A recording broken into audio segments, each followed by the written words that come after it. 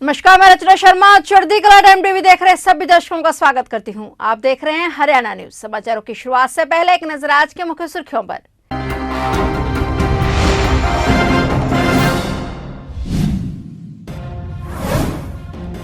PM Modi की अध्यक्षता में नीति आयोग गवर्निंग काउंसिल की मीटिंग में सीएम मनोहर लाल भी रहे मौजूद। जगदीप धनखड़ के उपराष्ट्रपति निर्वाचित होने से कमेरे किसान का बड़ा मान। सीएम मनोहर लाल ने उपराष्ट्रपति चुने जाने पर जगदीप धनखड़ को दी हार्दिक बधाई।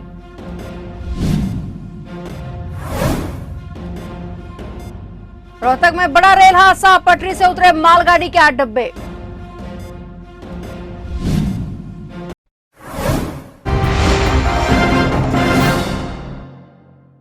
और अब समाचार विस्तार से। प्रधानमंत्री नरेंद्र मोदी ने आज नीति आयोग की 7वीं गवर्निंग काउंसिल की बैठक की अध्यक्षता की, जिसमें फसल विविधीकरण, शहरी शासन और राष्ट्रीय शिक्षा नीति के कार्यान्वयन जैसे विभिन्न मुद्दों पर चर्चा हुई। गवर्निंग काउंसिल नीति आयोग की शीर्ष संस्था है और इसमें सभी राज्यों के मुख्यमंत्री, केंद्र शासित प्रदेशों के लेफ्टिनेंट गवर्नर और कई केंद्रीय मंत्री शामिल हुए। प्रधानमंत्री नीति आयोग के अध्यक्ष हैं। जुलाई 2019 के बाद नीति आयोग गवर्निंग काउंसिल की यह पहली भौतिक बैठक हुई है और महामारी के कारण बीते 2 साल से यह बैठक वर्चुअल हो रही थी। नीति आयोग गवर्निंग काउंसिल की बैठक का आयोजन राष्ट्रपति भवन के सांस्कृतिक केंद्र में किया गया। वहीं बैठक में हरियाणा के मुख्यमंत्री भी मौजूद रहे। सीएम मनोहर लाल ने बैठक कई मुद्दों पर अपने विचार रखे और उन पर चर्चा की। सीएम मनोहर लाल का कहना है कि एक स्थिर, टिकाऊ और समावेशी भारत के निर्माण की दिशा में नीति आयोग की 7वीं गवर्निंग काउंसिल की बैठक केंद्र और राज्यों, केंद्र शासित प्रदेशों के बीच सहयोग और साझेदारी के एक नए युग का मार्ग प्रशस्त करेगी। मुख्यमंत्री मनोहर लाल ने उपराष्ट्रपति चुनाव में ऐतिहासिक जीत हासिल करने वाले जगदीप धनखड़ को हार्दिक बधाई एवं शुभकामनाएं दी। उन्होंने कहा कि एक मध्यम वर्गीय किसान परिवार में जन्मे जगदीप धनखड़ का जीवन आम जनता के कल्याण के लिए समर्पित रहा है। मुख्यमंत्री ने कहा कि उन्हें पूरी उम्मीद है कि जगदीप धनखड़ उपराष्ट्रपति पद पर लोक कल्याण और कमजोर वर्ग के उत्थान के लिए नए प्रतिमान स्थापित करेंगे। मुख्यमंत्री ने कहा कि निश्चित ही उनके अनुभव व कार्यकुशलता का लाभ पूरे देश को मिलेगा। मुख्यमंत्री ने पुनः बधाई देते हुए कहा कि धनखड़ का उपराष्ट्रपति पद पर निर्वाचित होने से कमेरे किसान का मान बढ़ा है, जो हम सभी के लिए गर्व की बात है। मित्रों, बहुत प्रसन्नता का विषय है कि आज श्री जगदीप धनखड़ जी जो उपराष्ट्रपति चुनाव में एनडीए के हमारे प्रत्याशी थे, बहुत अच्छे बहुमत से, यानी कुल 725 वोट पोल हुए, जिसमें से 528 वोट श्री जगदीप धनखड़ जी को मिले और वो जीत करके और देश के नए उपराष्ट्रपति बन गए हैं। उनके मुकाबले में अल्वा मार्गरेट मैडम को मात्र 182 वोट मिले हैं। देखा जाए तो इसमें भी 15 वोट जो है वो कैंसिल ही हुए होंगे, क्योंकि 2 प्रत्याशी थे और दोनों को 710 वोट मिले, 15 कैंसिल भी हुए हैं। ये भी एक चिंता की बात है। लेकिन उपराष्ट्रपति श्री जगदीप धनखड़ जी जीते हैं इतनी भारी बहुमत से। मैं अपनी ओर से, हरियाणा सरकार की ओर से उनको बहुत बहुत बधाई देता हूँ और आशा करता हूँ कि इस नए दायित्व के साथ देश में एक अपना जो दायित्व है, खास करके संवैधानिक पद का जो ये दायित्व है, इसको बहुत बखूबी निभाएंगे, किसान और देश को आगे लेकर के जाएंगे। और विशेषकर जिस वर्ग से वो संबंध रखते हैं, किसान वर्ग से, किसानों की जितनी भी समस्याएं उनको देश के इस पटल पर आकर के उनको अच्छी प्रकार से समझ करके उनका सोल्यूशन कर। हरियाणा के गृह मंत्री निर्विज के जनता दरबार की ख्याति दूर दूर तक है। अब सेना के जवान भी पुलिस कार्रवाई से नाराज होकर यहां पहुंच रहे हैं। ऐसा ही एक मामला रोहतक जिले से आया, जहां एक सेना के जवान ने गृह मंत्री निर्विज को अपनी समस्या बताते हुए कहा कि उसके भाई से कलानौर थाना के आईओ ने 35,000 रिश्वत के तौर पर लिए हैं। उन पर गृह मंत्री ने कार्रवाई करते हुए रोहतक जिले के एसपी को फोन किया और संबंधित अधिकारी को सस्पेंड कर कार्रवाई करने के आदेश दिए। बीच ने कहा कि सेना का जवान जो बॉर्डर पर हमारी रक्षा करने के लिए तैनात रहता है, उसकी ही बदौलत हम अपने घरों में चैन से सोते हैं। यदि उनके साथ ही या उनके घर वालों के साथ कुछ गलत होगा तो यह सहन नहीं किया जाएगा। अब फौजी की जो शिकायत आई है उसके ऊपर मैंने कार्रवाई करने के लिए कहा है। फौजी सीमाओं पर हमारे देश की रक्षा करते हैं, इनकी बदौलत हम घरों में आराम से सोते हैं और इनके साथ यहाँ आके ज्यादतियाँ हों तो ये तो मैं कभी बर्दाश्त नहीं कर सकता, किसी हालत में बर्दाश्त नहीं कर सकता। प्रथम प्रायोरिटी है मेरी कि इनको, इनके परिवारों को सुरक्षा मिले, उनको इंसाफ मिले, तो उसके लिए किसी भी हद तक जाना पड़ेगा, मैं जाऊंगा। जी, मैं आर्मी से बिलोंग करता हूं जी। मैं देहरादून में पोस्टेड हूं जी। 16 सितंबर के 2021 को मेरे घर पे मेरे परिवार वालों ने हमला कर दिया जी। उस पर हमने 112 पे कॉल करके दुबलदन की PCR बुलाई जी। वो आई, उन्होंने वीडियोग्राफिंग की। उसके बाद पूरा मैटर थाना कलानौर में चला गया।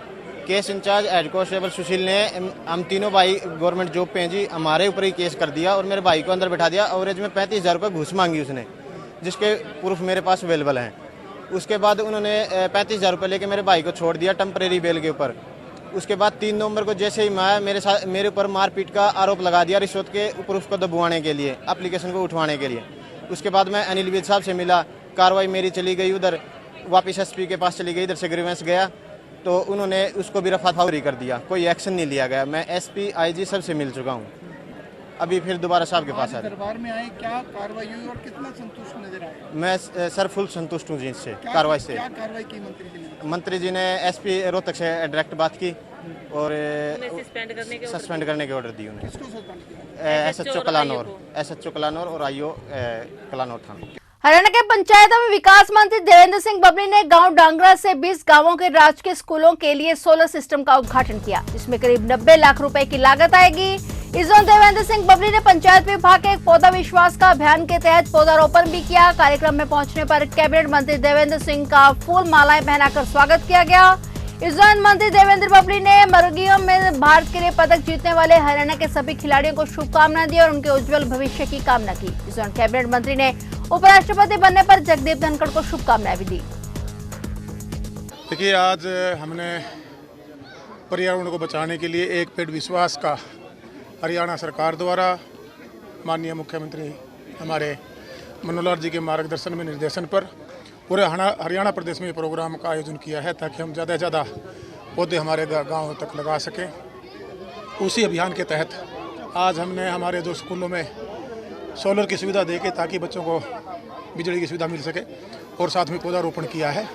एक पेड़ विश्वास का, अगर हम लोगों का सरकार के प्रति विश्वास जागरूक हो और लोग एक विश्वास के साथ, तो एक अच्छे नागरिक की उनकी ड्यूटी है वो निभाएं और सरकार अपनी ड्यूटी करे।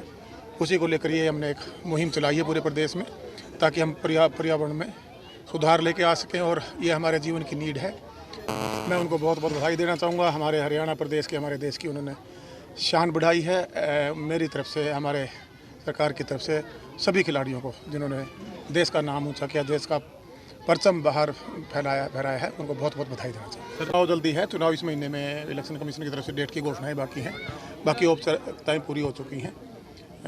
नोटिफिकेशन के बाद जल्दी आपको डेटें आपके सामने आ जाएंगी।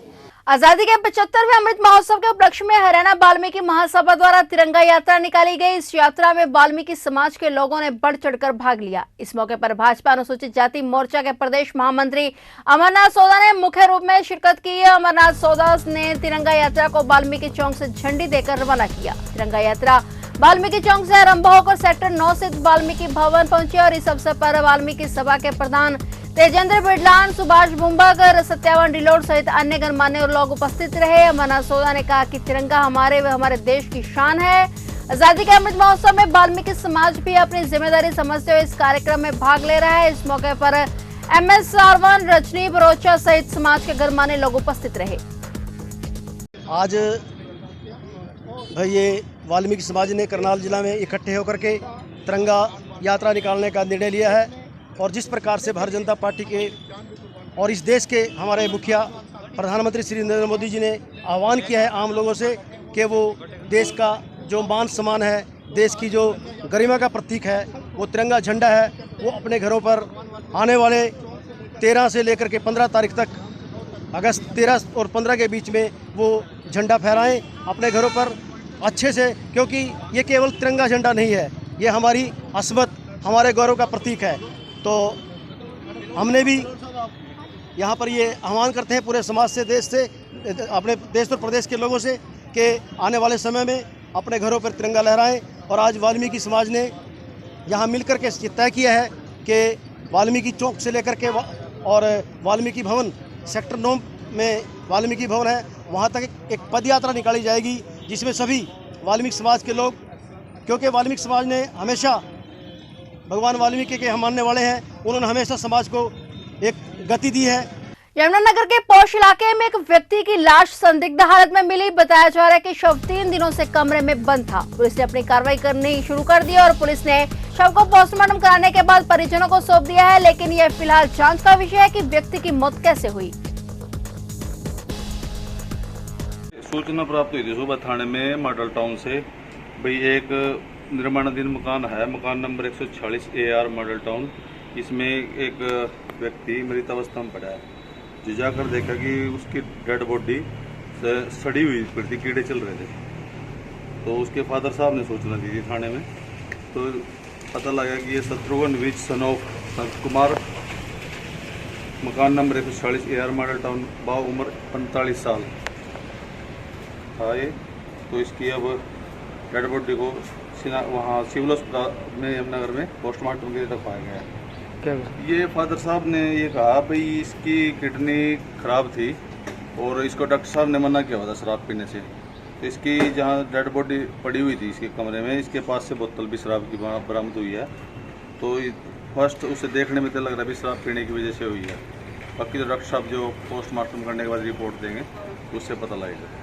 भूजल प्रबंधन के लिए सिंचाई एवं जल संसाधन विभाग पंचकुला द्वारा पिहोवा प्रखंड से 27 जल सुरक्षा योजना को विभिन्न विभागों के अभिसरण योजनाओं से जोड़ने के लिए अनुमति प्रदान की गई। कुरुक्षेत्र जिले के 3 ब्लॉक पिहोवा, लाडवा और शाहबाद के 199 गांवों में भूजल प्रबंधन के लिए अटल भूजल योजना बहुत तेजी से चल रही है। पिछले माह 3 ब्लॉक से डॉक्टर नवीन नयन भूजल विशेषज्ञ के मार्गदर्शन में 116 जल सुरक्षा योजना को अपलोड कर जिला कार्यान्वयन भागीदार टीम द्वारा प्रस्तुत किया गया था। सिंचाई एवं जल संसाधन विभाग ने भी पिहोवा प्रखंड के 27 गांवों के किसानों के लिए अभिसरण योजनाओं की अनुमति प्रदान की। डॉक्टर नवीन नयन ने बताया कि कन्वर्जेंस स्कीम के तहत सभी ग्राम वासियों और किसान भाइयों को लाभान्वित किया जाएगा और कन्वर्जेंस स्कीम को सफल बनाने के लिए अटल भूजल योजना इन 27 गांवों में काफी सारा फंड वितरित करेगी ताकि निकट भविष्य में घटते भूजल स्तर को नियंत्रित किया जा सके। हमारे कुरुक्षेत्र जिले के पिहोवा ब्लॉक से किसान भाइयों को प्रेरित करने के लिए हमारे सिंचाई विभाग ने 8 गांव छैलों, सुरमी, चनलहेड़ी, बीबीपुर कला, मुस्तापुर, सारसा, रुआ, बटेड़ी और ककराड़ा गुजरान में किसान भाइयों को सूक्ष्म सिंचाई विधि ड्रिप और स्प्रिंकलर पर 100% सब्सिडी देने का एक बहुत अच्छा प्रयास किया है।